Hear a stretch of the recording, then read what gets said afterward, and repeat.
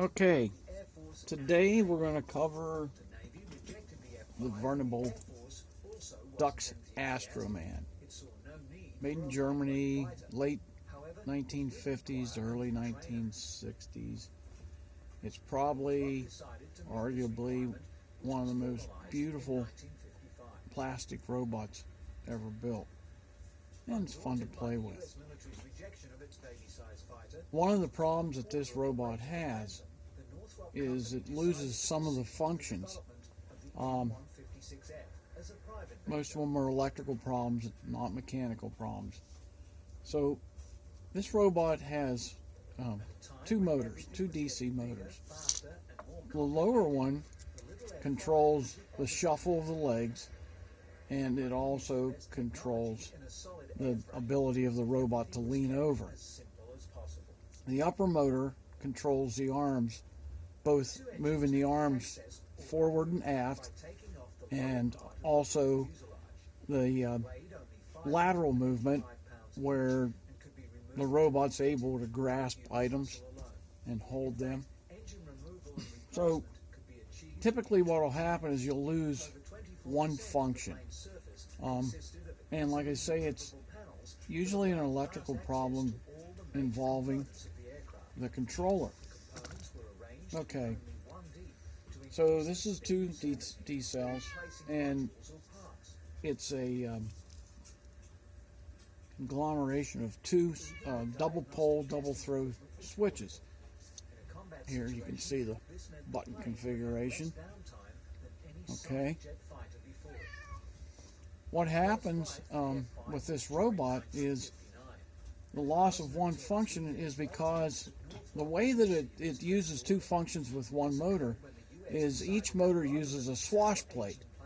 And what that does is, depending on which way the motor turns, clockwise or counterclockwise, it'll move that swash plate and engage different gears and different functions. So that's why you have four switches, just to move the two motors forward and reverse. So this one, I had a good swing on the arms, but I had no lateral control of the arms. I took it apart and found that I had good voltage off of both buttons, which would be the yellow and the green, but I had lost the green. So the only thing left would be that I lost a return line, not a power line. Well, the only way to check that out was to take and disassemble the controller. On the surface, it doesn't look like it can be taken apart.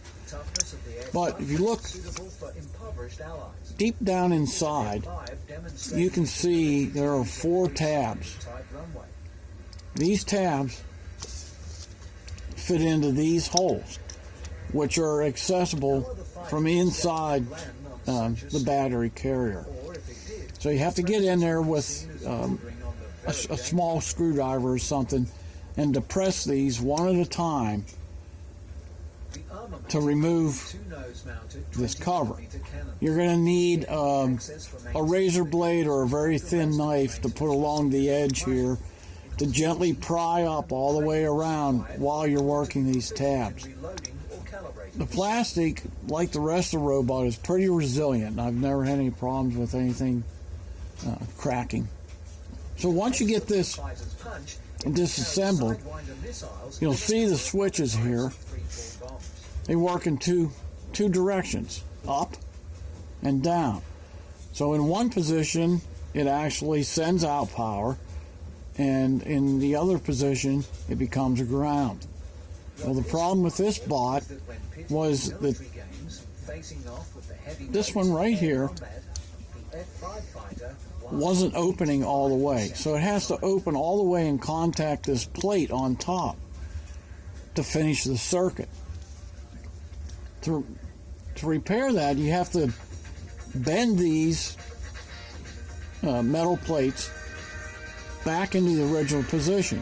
They've lost their tension over time from being depressed so many times. The only way to do that is to remove this top plate. Okay? There's a rivet that comes up from inside the battery housing, and then the head ends right here. So you have to either grind or drill off the head of this rivet. Now this rivet is used for two purposes. One, to hold this plate, and the other is for the conductivity of this plate down into the battery unit. So drill that off, remove this plate, and then bend all 4 tabs while you have it apart up to maybe a 1/4 of an inch above this height. That'll give it a lot of tension to work for many more years. When you're done, what's left of that rivet underneath this plate, go ahead and pre-solder that and pre-solder the plate. Okay, then lay the plate over top and lay your soldering gun on here to hold this plate down and finish the circuit. And that's about it. So one switch controls the lateral movement, sends the power out. Okay, while this switch is return to ground or negative. So when you go to the next switch and depress it, then it moves the arms forward and aft.